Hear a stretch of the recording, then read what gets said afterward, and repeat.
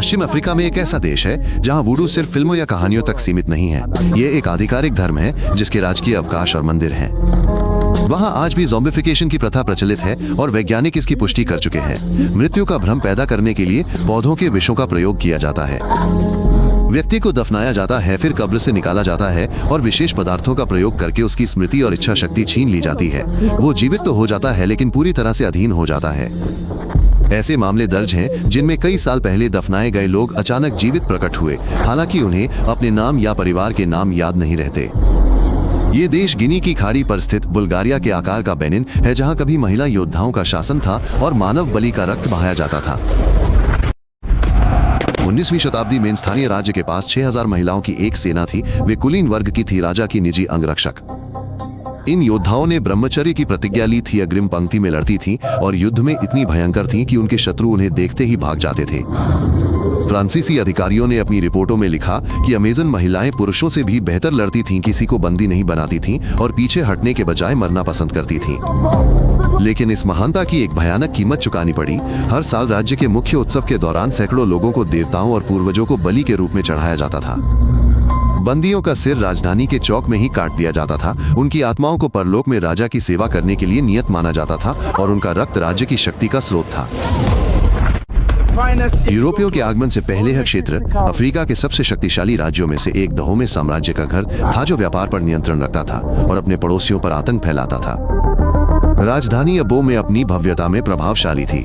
3 metre मोटी मिट्टी की दीवारों वाले महल विजय और बलिदानों को दर्शाने वाली नक्काशी से सजे हुए थे।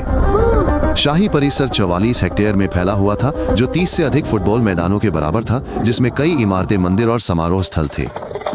राजा की शक्ति निरंकुश थी। केवल उसके आदेश से ही किसी को मृत्यु दंड दिया जा सकता था या पदोन्नत किया जा सकता था और 20,000 योद्धाओं की सेना बिना किसी प्रश्न के उसकी आज्ञा का पालन करती थी। यूरोपीय लंबे समय तक दहोमे पर विजय प्राप्त करने में असमर्थ रहे। राज्य के पास आधुनिक हथियार और अनुशासन था और उन्होंने इतनी बहादुरी से लड़ाई लड़ी कि फ्रांसीसियों को इसे जीतने में कई साल लग गए। तटीय शहर ओइदा दास व्यापार का मुख्य बंदरगाह था। 300 वर्षों से अधिक समय में यहाँ से 10 लाख से अधिक लोगों को अमेरिका भेजा गया। दास बाजार से समुद्र तट तक की दूरी 3 किलोमीटर थी, जिसे कैदी चिलचिलाती धूप में जंजीरों में जकड़े पैदल तय करते थे। यात्रा के अंत में वापसी का द्वार नहीं था। अपनी मातृभूमि पर वो अंतिम स्थान जिसके बाद कोई व्यक्ति हमेशा के लिए विदेश में गुलाम बन जाता था। लोगों को हफ्तों तक घुटन भरी काल कोठरियों में रखा जाता था। खरीदार के नाम के पहले अक्षरों वाले लाल गर्म लोहे से दागा जाता था और कमजोर लोगों को सीधे समुद्र में फेंक दिया जाता था। इस व्यापार से राज्य समृद्ध हुआ। हर बेचे गए कैदी के बदले राजा को हथियार, आराम और यूरोपीय सामान मिलते थे। 1892 में फ्रांस ने तोपों और मशीन गनों से लैस सेना भेजी। राज्य का पतन निश्चित था। अमेजन योद्धाओं और शाही सेना ने बहादुरी से लड़ाई लड़ी, लेकिन आधुनिक तोपखाने के सामने भाले और पुरानी राइफलें क्या कर सकती थी। फ्रांसीसियों ने कुछ ही महीनों में राजधानी पर कब्जा कर लिया और लूटपाट शुरू कर दी, जिसमें सोना, चांदी, कांसे की मूर्तियां, शाही सिंहासन और पवित्र वस्तुएं शामिल थीं। अंतिम राजा बेहानजिन ने खजाने को दुश्मन के हाथों में पड़ने से रोकने के लिए अपने महल में आग लगा दी, लेकिन उन्हें पकड़ लिया गया और कैरिबियन में निर्वासित कर दिया गया, जहां उनकी मृत्यु हो गई। राज्य का अस्तित्व समाप्त हो गया। उसकी जगह एक फ्रांसीसी उपनिवेश स्थापित हुआ, जिसका अगले 70 वर्षों तक लगातार शोषण किया गया। फ्रांसीसियों ने बेनिन राज्य से ढेर सारी कलाकृतियां ले ली। कांस्य की मूर्तियां, सोने के आभूषण, नक्काशीदार सिंहासन, पवित्र मुखौटे। स्थानीय कारीगरों ने इन्हें यूरोप में अज्ञात एक तकनीक का उपयोग करके बनाया था, अविश्वसनीय बारीकियों के साथ जटिल मोम ढलाई। आज ये कलाकृतियां लूवरा, ब्रिटिश संग्रहालय और अन्य दीर्घाओं में प्रदर्शित हैं। इन्हें विश्व कला की उत्कृष्ट कृतियां माना जाता है और प्रमुख प्रदर्शनों के रूप में प्रदर्शित किया जाता है।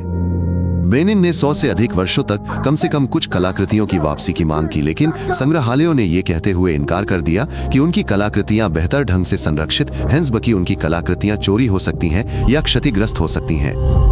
अफ्रीका की 90% सांस्कृतिक विरासत उससे छीन ली गई। कल्पना कीजिए कि यदि आपका सारा इतिहास आपसे छीन लिया जाए और आपको उसे देखने के लिए टिकट बेचे जा रहे हों। 1960 में स्वतंत्रता के बाद देश अराजकता में डूब गया। 12 वर्षों में 6 तख्तापलट हुए। 1972 में सैन्य नेता मैथ्यू केरेकू ने सत्ता हथिया ली, देश को साम्यवादी घोषित किया, इसका नाम बदलकर बेनिन कर दिया और अफ्रीकी समाजवाद का निर्माण शुरू किया।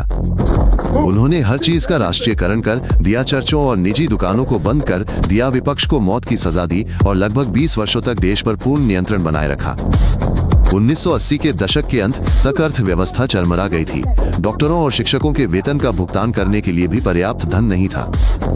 लोग उनके इस्तीफे की मांग करते हुए सड़कों पर उतर आए। फिर एक अकल्पनीय घटना घटी। तानाशाह ने निष्पक्ष चुनाव कराए हार गया और स्वेच्छा से विजेता को सत्ता सौंप दी, जो पहला अफ्रीकी तानाशाह था। आधिकारिक आंकड़ों के अनुसार 12% लोग वूडू का पालन करते हैं, 48% ईसाई धर्म का और 27% इस्लाम का। लेकिन सच्चाई यह है कि अधिकांश लोग दोनों धर्मों का एक साथ पालन करते हैं। सुबह चर्च जाते हैं, दिन में अल्लाह से प्रार्थना करते हैं और शाम को वूडू की आत्माओं को बलि चढ़ाते हैं। ओइदा शहर में अजगरों का मंदिर है, जहां दर्जनों विशालकाय सांप पवित्र माने जाते हैं। पर्यटकों को उनके साथ तस्वीरें खिंचवाने की अनुमति है। हर साल जनवरी में वे राष्ट्रीय वूडू दिवस मनाते हैं, जिसमें ढोल बजाना, सम्मोहन नृत्य करना, मुर्गियों और बकरियों की बलि देना और पूर्वजों की आत्माओं का आह्वान करना शामिल है। ये दुनिया का एकमात्र ऐसा स्थान है जहां प्राचीन जादू को ईसाई धर्म और इस्लाम के साथ साथ राज्य द्वारा आधिकारिक रूप से मान्यता प्राप्त है। गानवी गांव झील के किनारे बसा है। 20,000 लोग पानी के बीचों बीच लकड़ी के खंभों पर बने घरों में रहते हैं। यहाँ कोई गलियां या सड़कें नहीं हैं, सिर्फ नहरें हैं। स्कूली बच्चे नावों से कक्षाओं में जाते हैं। एक तैरता हुआ बाजार है और यहाँ तक कि कब्रिस्तान भी खंभों पर बना है। इस गांव की स्थापना 3 शताब्दी पहले शरणार्थियों ने की थी। वे गुलामों का शिकार करने वालों से भाग रहे थे, जो धार्मिक कारणों से पानी में उतरने से डरते थे। स्थानीय लोग मछली पकड़ने की एक प्राचीन तकनीक का इस्तेमाल करते हैं। वे झील के तल में टहनियों के गड्ढे गाड़ देते हैं, जहां मछलियां अंडे देती हैं और फिर उन्हें जालों से पकड़ लिया जाता है। पर्यटक इस अनोखेपन की प्रशंसा करते हैं, लेकिन यहाँ जीवन कठिन है। शौचालय नहीं है, पानी गंदा है और हर बरसात के मौसम में घर छतों तक पानी में डूब जाते हैं। स्वतंत्रता के 60 वर्ष बाद भी फ्रांसीसी एकमात्र आधिकारिक भाषा बनी हुई है, हालांकि इसे लगभग कोई भी घर पर नहीं बोलता। देश की मुद्रा फ्रांस द्वारा छापी जाती है। बेनिन अपनी मुद्रा का प्रबंधन नहीं कर सकता। विनिमय दर पेरिस में निर्धारित की जाती है, स्थानीय लोगों से परामर्श किए बिना। समझौते के अनुसार देश के आधे स्वर्ण भंडार फ्रांसीसी खजाने में रखे जाते हैं। कई लोग इसे उपनिवेशवाद का एक नया रूप मानते हैं। फ्रांसीसी कंपनियों के स्वामित्व में बैंक, बंदरगाह और टेलीफोन नेटवर्क हैं। लाभ यूरोप को जाता है, जिससे बेनिन को नाम मात्र का लाभ मिलता है। युवा इन बंधनों को तोड़ने की मांग कर रहे हैं कि वे अपनी मुद्रा शुरू करें और संसाधनों का राष्ट्रीयकरण करें, लेकिन अभिजात वर्ग पेरिस से अपने संबंध टूटने से डरता है। देश के 40% निर्यात कपास के होते हैं और किसान गरीबी में जीवन यापन करते हुए भी अपनी जान जोखिम में डालकर कपास की खेती करते हैं। इसकी कीमत न्यूयॉर्क और लंदन के व्यापारिक विनिमय केंद्रों द्वारा निर्धारित की जाती है। जब कीमत गिरती है तो बेनिन की अर्थव्यवस्था चरमरा जाती है और सरकार कुछ नहीं कर पाती। किसान अपने परिवारों के साथ काम करते हैं, बच्चों से भी खेतों में काम करवाते हैं और कीटनाशकों के जहर से प्रभावित होते हैं की मुनाफा बिचौलियों और निर्यातकों की जेब में चला जाता है। देश में बंदरगाह, समुद्र तक पहुंच और उपजाऊ भूमि है, फिर भी 2/3 आबादी प्रतिदिन $2 से भी कम पर जीवन यापन करती है। ये गरीबी का एक क्लासिक जाल है। एक ही वस्तु पर निर्भरता उद्योग विकसित करने में असमर्थता और निरंतर गरीबी में जीने के लिए अभिशप्त। हर साल हजारों बच्चे गांवों से गायब हो जाते हैं। माता पिता से वादा किया जाता है कि उन्हें स्कूल और काम पर भेजा जाएगा और फिर पैसे भेजे जाएंगे। असल में बच्चों को गुलाम बनाकर बेच दिया जाता है। वे बागानों और बाजारों में दिन में 16 घंटे, हफ्ते में 7 दिन काम करते हैं। उन्हें पीटा जाता है और खाना नहीं दिया जाता। तस्कर गरीब माता पिता को धोखा देने में माहिर होते हैं। वे जाली दस्तावेज दिखाते हैं, थोड़ी सी रकम पहले ही दे देते हैं और सोने के पहाड़ देने का वादा करते हैं। सरकार ने तस्करों को गिरफ्तार करने के लिए सीमाओं पर विशेष पुलिस बल तैनात किया है, लेकिन भ्रष्टाचार सब कुछ बर्बाद कर देता है। कोई भी रिश्वत लेकर सीमा पार कर जाता है। पश्चिम अफ्रीका में लगभग 2 लाख बच्चे इस समय गुलामी में जी रहे हैं। बेनिन इस भयावह स्थिति का एक प्रमुख केंद्र है। 2021 में फ्रांस ने अंततः चोरी की गई 26 कलाकृतियां लौटा दी, पहली बार बिना किसी मांग या शर्त के। ये एक ऐतिहासिक क्षण था। एक यूरोपीय देश ने सार्वजनिक रूप से स्वीकार किया कि उसने अपने उपनिवेशों को लूटा था और चोरी की गई वस्तुओं को लौटाने के लिए बाध्य था। लौटाई गई वस्तुओं में शाही सिंहासन, देवी देवताओं की मूर्तियां और नक्काशीदार महल के दरवाजे शामिल थे, जो 130 वर्षों से पेरिस के एक संग्रहालय में रखे थे। जर्मनी ने भी ऐसा ही किया और एक पड़ोसी राज्य से 1000 से अधिक कांस्य मूर्तियां लौटा दी, जिन्हें जर्मनों ने कभी अंग्रेजों से खरीदा था। लेकिन ये तो ऊंट के मुंह में जीरा जैसा था। हजारों अफ्रीकी खजाने अभी भी यूरोपीय भंडारों में पड़े हैं और अधिकांश संग्रहालय उन्हें सौंपने से इनकार करते हैं। ये देश उत्तर से दक्षिण तक 700 किलोमीटर तक फैला हुआ है, समुद्र से लेकर साहिल रेगिस्तान की सीमा तक। दक्षिण में आर्द्र उष्णकटिबंधीय क्षेत्र है जहां साल भर बारिश होती है, घने जंगल और दलदल है। 80% आबादी यहीं रहती है और सभी प्रमुख शहर भी यहीं स्थित हैं। उत्तर शुष्क सवाना क्षेत्र है, 8 महीने तक बारिश नहीं होती, तापमान 50 डिग्री सेल्सियस से ऊपर रहता है और यहाँ के लोग पड़ोसी देशों से अधिक जुड़े हुए हैं। बेनिन में 50 से अधिक भाषाएं बोली जाती हैं। उत्तरी और दक्षिणी क्षेत्रों के लोग अक्सर दुभाषी के बिना एक दूसरे को समझ नहीं पाते।